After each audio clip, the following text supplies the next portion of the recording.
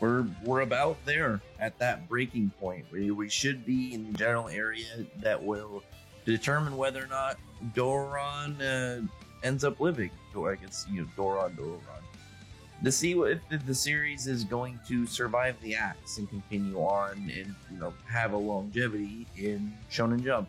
I'm hoping so, because the last couple chapters have been really good, and I think generally from what I've seen, people have been really enjoying them. I know its ranking in the last couple weeks have been lower, but that's obviously that's done. I think it's like 5 or 6 chapters back, so maybe it'll get a higher placing when it gets to stuff like right now. I think Haste was his name. I think it's Heisuke. I'm pretty sure it's his name.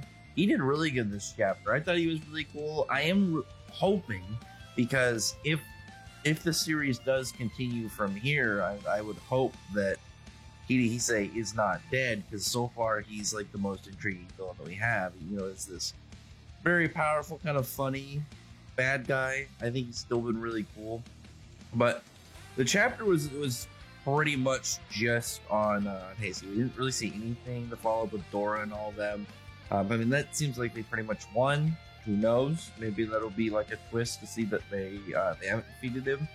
But here you have him just like basically just chasing after the whole spider Mononoke, and he ends up getting brought to their cabin. Obviously, they want to trap him, and at this point, or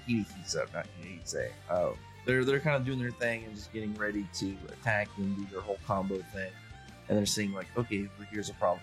So now that I'm seeing like what he can do in comparison, because we know there's, I think they said 16 samurai officers or something like that. I know there's double digits, but if he can, he can body some of them relatively easy in a 3-on-1 combat scenario. Obviously, that would mean 16 of these samurai officers is a big deal. The Heisei obviously is a big deal amongst them. So that should still say though the level of force that the bad guys would have to overcome. But we don't know where these Mononoke even rank between like what's the full hierarchy? What are we gonna see bigger people? Maybe these guys are all really weak for the humanoid ones. Like what if like the whole structure is like the ones that they usually get? That's like all the fodder. It's kind of like how Bleach has like hollows, then there's the Arrancar, but maybe like this dude is trying to have the story set up way earlier to kind of like make that more of the system, where if like Bleach didn't have the Soul Society, just focused on the hollows and introduced Arrancars earlier, but kind of like scaled them out over a longer period. Maybe that's what he's planning, who knows? But I definitely like what we're given in this chapter. I thought this was pretty good. The fight scene was just badass in this dude. Like his panels, like you got like one that's just him looking badass, powering up, and the characters just being, a bit astonished by his supernatural energy, just doing attacks.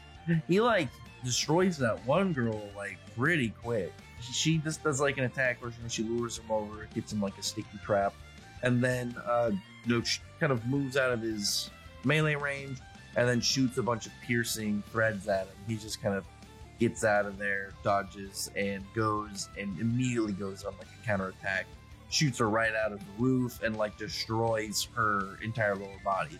But she said like she'd be able to regenerate her lower body pretty easily, at least from what she's shown. But then he ends up doing that one thrust attack that makes that big supernatural kind of like monster looking thing. It's Voracious Hulk. And he ends up doing it to both her and then later like with Hisa, because like they're having a moment where he's annoyed that they're laughing at like their allies being killed, whereas like he's like having a thing where like them just bringing up they killed the humans and other members of the samurai who don't even know him just makes him angry, and he's like doing like this really cool like fast movement where it like leaves the after image, but it's like dark behind him. It's just one of those things where it's just done where like despite how fast these characters are, it's to demonstrate just like he's way faster than these guys. He's much faster. Chops up Hisa, like cuts him right in half, and then goes for another Voracious Hulk, and it looks like they're destroyed. I'm hoping, like, I don't really mind as much about the spider chick. I like her design. Obviously, like, I like spider characters. I think she'd be really cool if she ends up not being dead, and she sticks around. I don't really care if the big drinking ogre dude is dead, because like his design is cool. Like the only thing I was happy about him is he had a power up thing that made him slightly look cooler, and he got some horn. He got a horn like I wanted on those spikes. But like the girl, I just like that she has the spider design. She seems a little bit funny. If one of them has to die, I'm fine with her dying and not Hidehisa dying, because I think he's a lot more interesting from what he's shown. And the only one left is this dude. Was it Kanbei? Is that his name? And he does this attack that he just manages to get off right when Heisuke goes and cuts off his hand, like just slices it clean off. And at that point, he does like this one, like, what is it, Dark Hades Blast. It's pretty much just the big AoE attack of like black fire. And I think that the way this chapter is set up, it could easily just be, again, a chapter where you get to see a good flex for a high-level character.